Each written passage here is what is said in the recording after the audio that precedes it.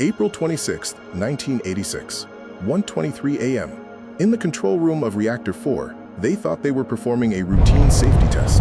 They didn't know they had already turned the world's most powerful nuclear reactor into a ticking time bomb.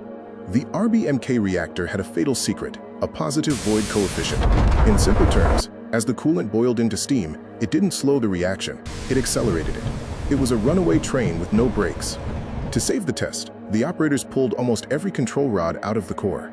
The reactor was now critically unstable, xenon poisoned, and surging toward a meltdown.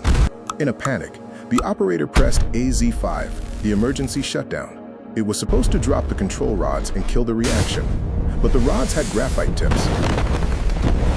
As the graphite tips entered the core, they didn't slow the reaction. They displaced the coolant and spiked the power to 100 times its design limit. The emergency brake was the detonator. The steam explosion didn't just break the reactor, it blew the 1,000-ton steel lid straight through the roof like a coin. Reactor 4 was now open to the sky.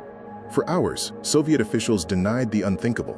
The core cannot explode, they said, but the fire was burning at 2,000 degrees, sending a radioactive cloud across Europe. Firefighters arrived in shirt sleeves, picking up pieces of smooth black rocks, highly radioactive graphite from the core. They were dead men walking.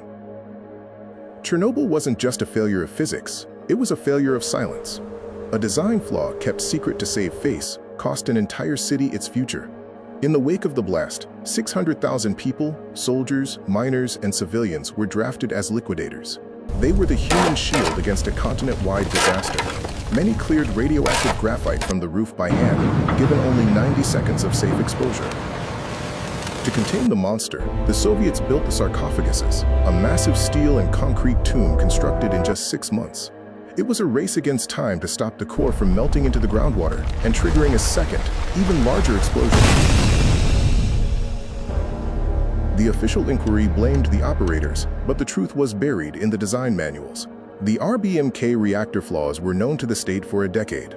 Chernobyl wasn't an accident, it was a systemic cover-up that finally ran out of time. Today, the 1,000-mile exclusion zone is a haunting paradox. While human life is gone, nature has reclaimed the concrete. It stands as a 20,000-year monument to the moment the system failed the people it was meant to protect. In 2016, a new 36,000-ton arch was slid into place, the largest movable structure ever built. It's a 100-year bandage on a wound that will take millennia to heal, because when the system fails this badly, the cleanup never truly ends.